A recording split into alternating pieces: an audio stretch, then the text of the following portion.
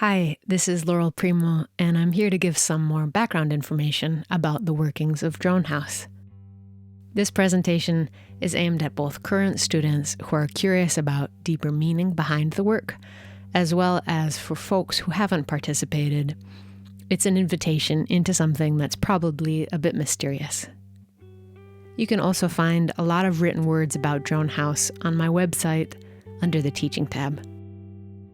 As I sat down to collect the thoughts I wanted to share here, I was humbled to find that there's so much more than even I can go into depth here with.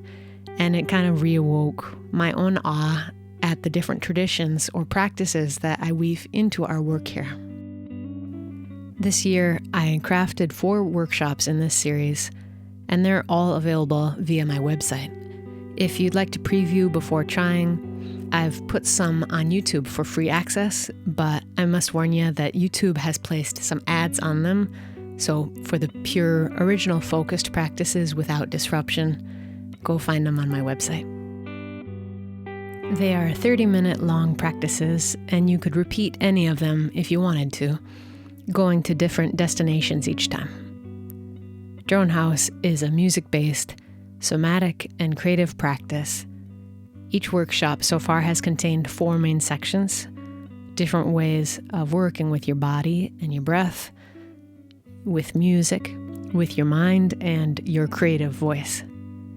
And though these sections draw from universal ideas and practices and some traditional folk music ways of making, I'm not recreating anything specifically from any one place, more of a digestion of things, or the introduction for you towards paths that have really impacted me in my creative life.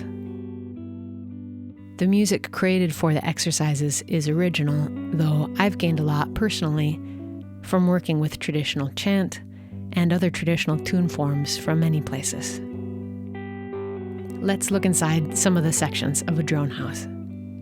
First is intoning. This first section is a warm-up of everything: the body and the nervous system. In the different houses, I guide the approach to exploring these sounds a bit differently, but in general, it is long-held tones produced by your voice. Making tones is this gentle introduction to everything that we're working with in these sections. It's a form of breathwork. It's a connection and experimentation with your body. It's a beginning to focusing into the topics that we're working with. Breathwork. So far in these first 4 workshops, I've kept the breathwork exercise the exact same in its form for each session, while changing the underlying music that we're following in rhythm with. In general, my instruction of the way to use the nose and mouth and what muscles in your body to use or where to relax come from both yogic traditions and from my study of Qigong, which is a Chinese traditional medicine practice. I'm purposefully holding a very specific tempo for us. It translates to about 3.75 breath cycles per minute. This is a pace that I've come to slowly for this practice, based on both my own study of other traditions and what I've found in my own body in my breath practice, and by paying attention to what tempos I find myself gravitating towards in composition. My home pace, it's some kind of imprint on me. That's why I'm cultivating this here. I'm really grateful to my friend Rob Alexander, who created a really beautifully responsive app called Breathscape that was a good gateway for me for beginning to understand some more tempo specifics in breathwork a few years ago. And I think that it was through working with his tools that I started becoming curious about what overlap there was between rhythms I was working with in music and where my own breath settled in its most comfortable state. Different kinds of breathing have different effects on the stress response system and your soothing, healing system, your sympathetic and parasympathetic nervous systems. To me, it's really beautiful that inside of really geographically and denominationally diverse belief systems, there's a connection with breathwork being a source of mental clarity, focus, divine connection, and healing. For example, all the way from pranayama, this fourth limb of yoga, to the Catholic practice of praying the rosary. Those are both forms of breathwork with additional intention behind them.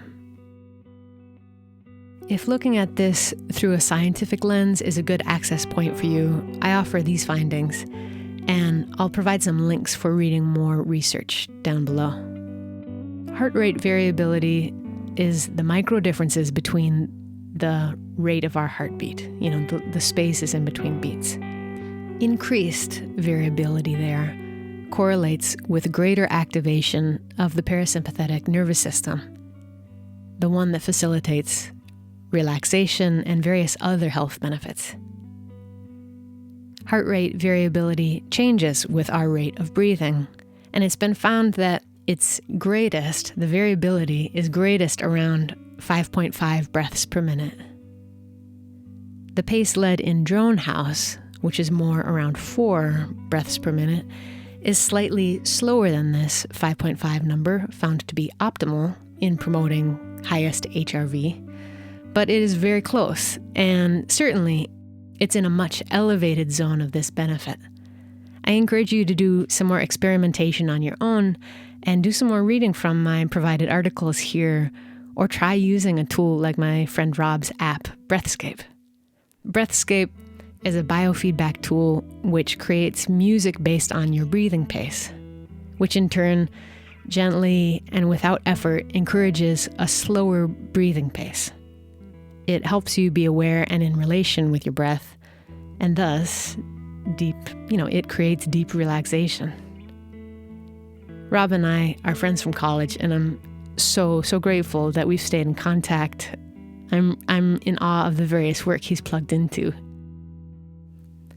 I'm also going to place a link down there for a great book by James Nestor that speaks more to the science of breath in general, providing some great insights into the physiology of the path of breath through the nasal passage and the consequences of how air moves in different ways through us. Chant. This piece of the puzzle is brought in as important medicine too. There's all sorts of benefits of what happens when mirroring or working together to make something. But the chant section is also invitation into a more trance-like state with the repetitive nature of chant, as well as a suggestion for creative exploration in minimal composition with the harmonies. In drone house, chant is an exercise that you can use your voice or an instrument with. I've also invited folks to interpret this with dance or movement if that's their medium. As it sounds, it is a repeated series of tones in which the practitioner is encouraged to be in unison, as well as add minimal subtle changes as part of being in relationship with the melody. In Drone House 3, I added a little bit more in-depth guidance for working with an interpretation of harmony. This path that I taught comes directly from my study of traditional music and flows through many different parts of it. I think I first experienced this type of polyphony while being taught women's traditional group singing while in Finland, but I also interact with this in approaches to playing with two fiddles, like being the second fiddler, or how I go about playing within American old-time music myself as a solo player with variation. In addition to vocal music, instrumental tunes are chant too. I've ended up writing original music for all parts of Drone House, but I thought originally that I might be pulling from traditional sources for some of the parts, such as chant. I have a personal relationship with chant in Nordic traditions, such as runolaulu, but there are myriad traditions that one could look to study more on this topic. It seems like nearly every religion has a chant component, and going to one of those that feels close to a lineage that you have connection with could be a good starting point, from Vedic, Buddhist chant, or Quran reading, or Psalms, or Gregorian chants, or those found in indigenous cultures too. It's all around us. Improvisation. This comes at the end after all this different prep, not denoting that it's the most important, but because it is the least structured and perhaps the most vulnerable act for yourself. The aim is that the different work has created conditions in both your mind and your body for a clear flow, and has helped work out some stiffness from when you sat down to the work.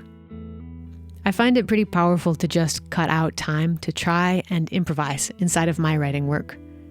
And it's surprising to see that it's hard to cut out that time. With all of these things, what lives, what is strong, is what is fed.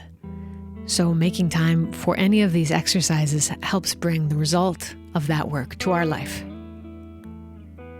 The improvisation segment is the time for there to be creative work without the structures that the rest of the house has had up to this point. There is the drone played, that's the one tied to something, and I do this for folks to feel some more comfort in the rests. Patience inside of their own silence, to be able to lean in there. You're welcome to silence the drone too, if that would be more productive for your work. As the series continued, I began to also give some subtle prompts for which the user to respond to, as an additional exercise of deep listening and digestion of impulse into sound. As I shared before, I have felt like I needed to hold back from going even further into all of these sections, and thus there is a lot more to share here. But I hope that this gives you some further depth into your experience of Drone House, or helps invite you in. You can find the 4-pack of the workshops presented this year on my website shop. Thank you so much.